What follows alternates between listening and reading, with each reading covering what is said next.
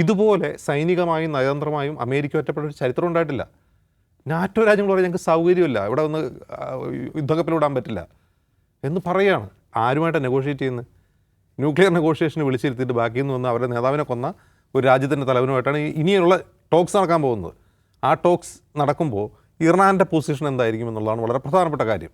Iran എന്താ പറഞ്ഞത്? ഈ യുദ്ധം നിർത്തണമെങ്കിൽ ഞങ്ങൾക്ക് കുറച്ച് ഡിമാൻഡ്സ് ഉണ്ട് എന്നവർ നേരത്തെ പറഞ്ഞിട്ടുണ്ട്.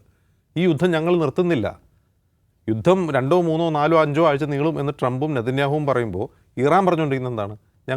ഞങ്ങളല്ല തുടങ്ങിയത്, ഞങ്ങളിപ്പോൾ നിർത്തുന്നില്ല എന്നാണ് അവർ പറഞ്ഞത്. ഇനി നിർത്തണമെങ്കിൽ അതിന് ഞങ്ങൾക്ക് ചില ഡിമാൻഡ്സ് ഉണ്ട്. ആ ഡിമാൻഡ്സ് എന്താണ്? ഇനി മേലാൽ ഇങ്ങോട്ട് കയറി ആക്രമിക്കാൻ പാടില്ല. ഒരുപാട് ഡിമാൻഡ്സ്, ഒന്നും രണ്ടൊന്നും അല്ല. US-ൻ്റെ സകല ബേസുകൾ അടച്ചുപൂട്ടണം. ഈ ഡിമാൻഡ്സ് ട്രംപ് അംഗീകരിക്കുമോ? കോമ്പൻസേഷൻ. ഞങ്ങളുടെ പവർ പ്ലാന്റ് ആക്രമിച്ചാൽ അത് റീബിൽഡ് ചെയ്യാതെ ഞങ്ങൾ ഹോർമുസ് തുറക്കില്ല എന്നാണ് ഇന്നലെ ഇയാൾ എന്ന് പറഞ്ഞത്, സൈനിക വക്താവ് എന്ന് പറഞ്ഞത്. അങ്ങനെ ചുമ്മാ പോയിട്ട് ഇനി വെടിനിർത്താൻ പറ്റുമോ? പറ്റില്ല.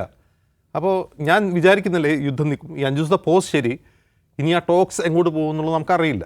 കാരണം ട്രംപാണ് മധ്യസ്ഥ ചർച്ച നടക്കുന്നതിനിടയ്ക്ക് പോയി ആക്രമിക്കുന്ന ആളാണ്. അയാളോട് എന്ത് ചർച്ച ചെയ്യാനാണ്? ആ ചർച്ച ചെയ്യാനെന്നുള്ള ചോദ്യം ഇറാൻ ചോദിക്കും. കാരണം വെച്ചാൽ അവർക്ക് വിശ്വാസം നഷ്ടപ്പെട്ടു. അവർക്ക് മാത്രമാണ് വിശ്വാസം നഷ്ടപ്പെട്ടത്.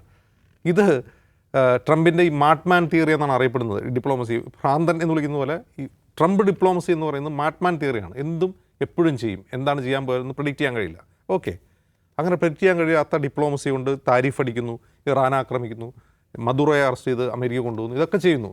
പക്ഷേ ഇവിടെ ഒരു പ്രശ്നം, അമേരിക്ക എന്ന് പറയുന്ന ഒരു രാജ്യം, ആ രാജ്യം പുറത്തുള്ള മറ്റു രാജ്യങ്ങളുമായിട്ടൊരു റിലേഷൻഷിപ്പുണ്ട്, ശത്രു രാജ്യങ്ങളോടും സുഹൃത്ത് രാജ്യങ്ങളോടും.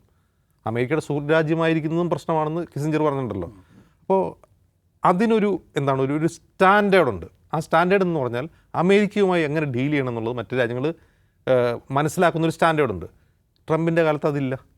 നിങ്ങളൊരു കാര്യം ശ്രദ്ധിക്കുക, അമേരിക്കയുടെ എല്ലാ ഇൻവേഷനിലും കൂടുന്ന ആൾക്കാരാണ് നാറ്റോ. ഈ യുദ്ധത്തിൽ നാറ്റോ എവിടെയാണ്? നാറ്റോ എന്ന് പറഞ്ഞാൽ ഈ പറയുന്ന യൂറോപ്യൻ രാജ്യങ്ങളെല്ലാം ഉണ്ട്, തുർക്കി പോലും ഉണ്ട്, ജർമ്മനി ഉണ്ട്, UK ഉണ്ട്. ഇവരൊക്കെ എവിടെയാണ് യുദ്ധത്തിൽ? അവരുടെ പൊസിഷൻ എന്താണ്? ജപ്പാൻ എവിടെയാണ്? ഈ രാജ്യങ്ങളിലേക്ക് പൊസിഷൻ എന്താണ് യുദ്ധത്തിൽ? അമേരിക്ക ഇത്രത്തോളം സൈനികമായി ഒറ്റപ്പെട്ട, നയതന്ത്രപരമായി ഒറ്റപ്പെട്ട ഒരു ചരിത്രം അമേരിക്കൻ ചരിത്രത്തിലില്ല. അതായത് അമേരിക്ക ഇൻ്റർനാഷണൽ പ്ലെയറായി വന്നതിന് ശേഷം, അതായത് 2ാം ലോക മഹായുദ്ധത്തിന് ശേഷം ഇതുപോലെ സൈനികമായും നയതന്ത്രമായും അമേരിക്ക ഒറ്റപ്പെട്ട ഒരു ചരിത്രം ഉണ്ടായിട്ടില്ല. നാറ്റോ രാജ്യങ്ങൾ പറയാൻ ഞങ്ങൾക്ക് സൗകര്യമില്ല, ഇവിടെ ഒന്ന് യുദ്ധക്കപ്പൽ വിടാൻ പറ്റില്ല എന്ന് പറയുകയാണ്. അതായത് അമേരിക്ക പൂർണ്ണമായും ഐസൊലേറ്റ് ചെയ്യപ്പെട്ടു എന്നുള്ളതാണ് ഈ ഇറാൻ അറ്റാക്കിൻ്റെ ഒരു പരിണിത ഫലം.